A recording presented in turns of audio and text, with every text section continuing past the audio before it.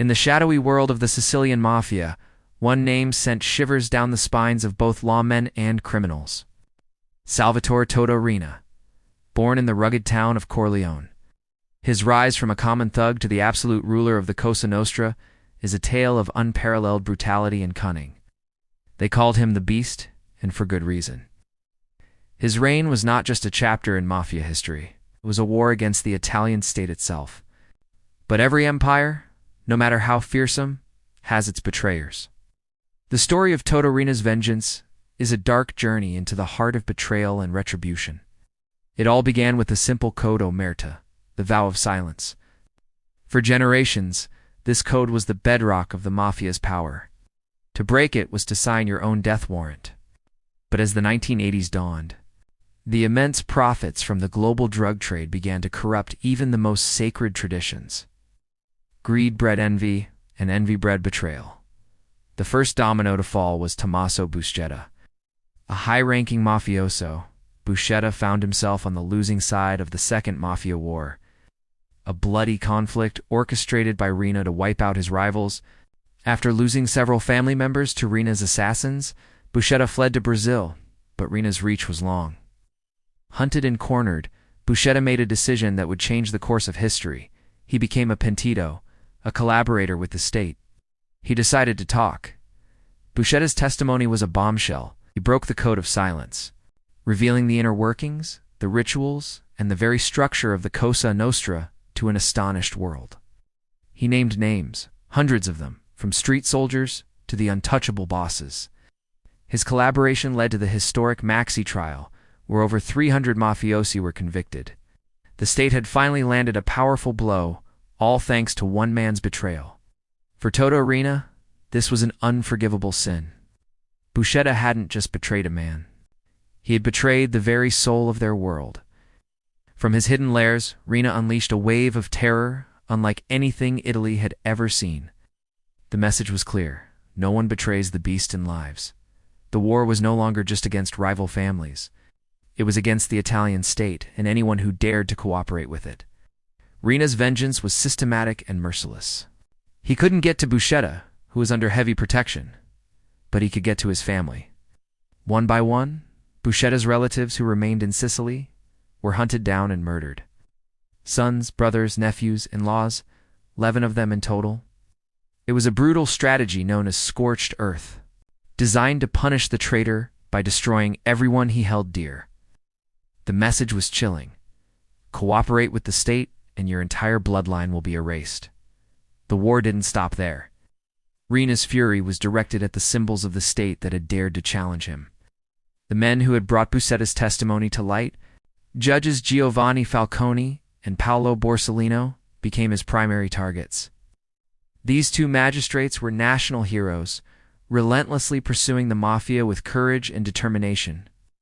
Riina saw them as the public face of the state's assault on his empire. In May 1992, the unthinkable happened. As Judge Falcone, his wife, and their 3 police escorts drove from the Palermo airport, a massive bomb planted beneath the highway was detonated by remote control. The explosion was so powerful it registered on local earthquake sensors. The attack, known as the Capaci Massacre, shocked Italy and the world. The state's most prominent anti-mafia champion was dead. But Riina wasn't finished. Just 57 days later, he struck again. A car bomb exploded outside the apartment of Judge Paolo Borsellino's mother, killing him and his 5 police guards instantly. With these 2 audacious assassinations, Riina had declared total war. He was sending a message to the highest levels of government. We are more powerful than you. We can strike anywhere, anytime. The public was outraged. Streets filled with protesters demanding an end to the violence. The Italian state, reeling from the assassinations of its top judges, was forced into an unprecedented crackdown. The full might of the military and police was mobilized to hunt down the man responsible for the carnage. The hunt for Toto Riina became Italy's #1 priority. For 23 years, he had been a ghost, directing his criminal empire from the shadows. But the betrayals that had fueled his rage would also lead to his downfall. More and more mafiosi, terrified of Riina's madness or disgusted by his attacks on women and children, began to turn state's evidence. One of these was his own driver, Balduccio di Maggio. Di Maggio, seeking to save his own skin after a dispute with Renna, provided the police with the one piece of information they needed: the location of Renna's hideout. It wasn't in some remote mountain fortress, but in a comfortable, unassuming villa right in the heart of Palermo. On January 15, 1993, the reign of the beast came to an unceremonious end. As his car stopped at a traffic light, elite Carabinieri police swarmed the vehicle. Toto Riina, the most wanted man in Italy, was arrested without a single shot fired. The man who had brought a nation to its knees was finally in chains. He denied everything, claiming to be a poor, uneducated accountant who didn't even know what the Mafia was. But the evidence, much of it from the very betrayers he had sought to annihilate, was overwhelming. He was sentenced to multiple life sentences for ordering hundreds of murders, including those of Falcone and Borsellino. Toto Riina spent the rest of his life in a maximum security prison, isolated from the world he once ruled with an iron fist. He never broke his own code of silence, taking his secrets to the grave when he died in 2017.